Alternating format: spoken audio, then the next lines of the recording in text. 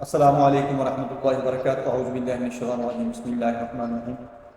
اگر آپ خواب کے اندر تعبیر چاول دیکھتے ہیں تو اس کی تعبیر کیا ہوگی؟ حضرت ابن سیرین رحمۃ اللہ تعالیٰ علیہ نے فرمایا ہے کہ خواب میں چاول دیکھنا مال ہے جو بقدر چاول دیکھنے کے حاصل ہوگا۔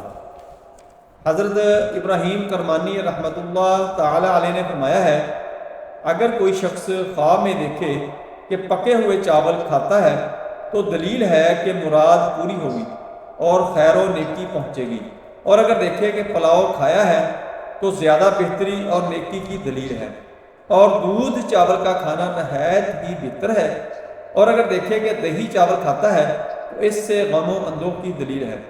حضرت جعفر صادق علیہ السلام نے فرمایا ہے کہ خواب میں چاولوں کا دیکھنا 3 وجہ پر ہے: اول مال و دولت، دوم مراد کا حاصل ہونا، سوم خیر و منافعت ہے جو اس کو پہنچے گی۔ السلام علیکم ورحمۃ اللہ وبرکاتہ۔